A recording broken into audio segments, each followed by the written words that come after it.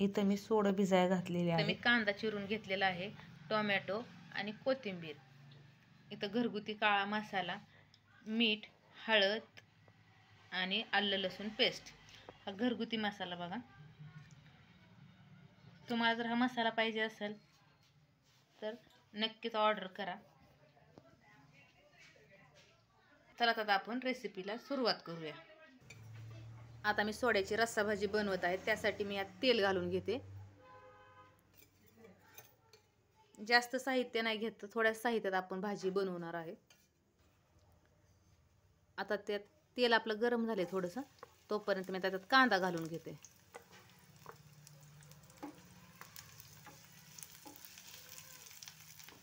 आता कांद्याचा थोडा थोडा कलर चेंज झालेला आहे. आता मी त्यात आलं लसूणची पेस्ट घालून घेते.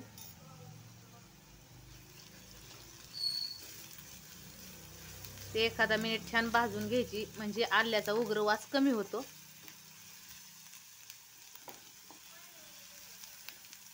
आता एखादा मिनिट झालं.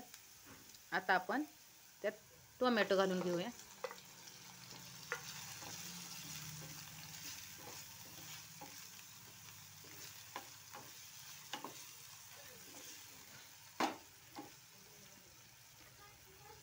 आता आपलं टोमॅटो छान मऊ शिजण्यासाठी मी काय करते, थोडंसं मीठ घालून घेते, म्हणजे आपलं टोमॅटो छान असं मऊ शिजल. हे बघा, आता आपलं टोमॅटो बऱ्यापैकी मऊ झालेले. मी त्यात हळद घालून घेते.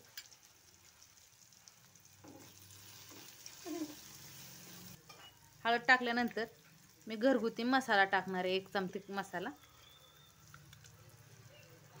आणि तिखट आपल्या प्रमाणानुसार, जसं आपल्याला आवडेल तिखट किंवा कमी तिखट त्यानुसार वापरायचा मसाला. हा मसाला मी घरी बनवते.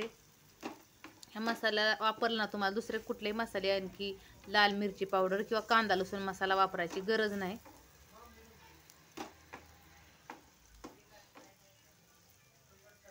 हे बघा, आता आपला मसाला छान असा भाजून झालेला आहे. आता मी ह्यात ना मी भिजत ठेवलेले जे सोडं होतं ना, आता ते 1-2-3 पाण्याने स्वच्छ धुतलेत. आता यात मी घालते.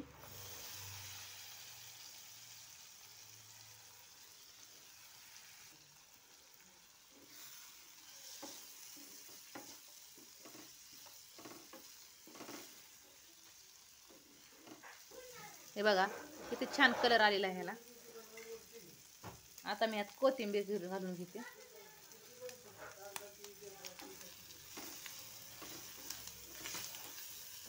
आणि आपल्याला जेवढं पाणी घालायचे तेवढ्यात पाणी घालून घ्यायचं.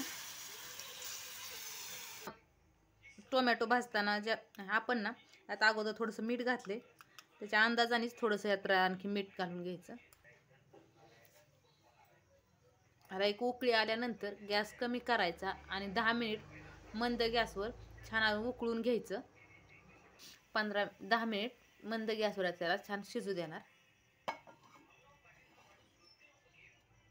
10 मिनिट झालेले आहेत. आता आपण बघूया आपली भाजी.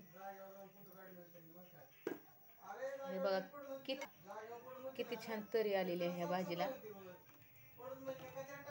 आता आपली भाजी तयार झालेली आहे. अशा प्रकारे आपली सोड्याची भाजी तयार झालेली आहे. अशा प्रकारे माझी रेसिपी तुम्हाला आवडली असेल तर व्हिडिओला लाईक, शेअर, कमेंट आणि सबस्क्राईब करायला विसरू नका. व्हिडिओ पाहिल्याबद्दल धन्यवाद.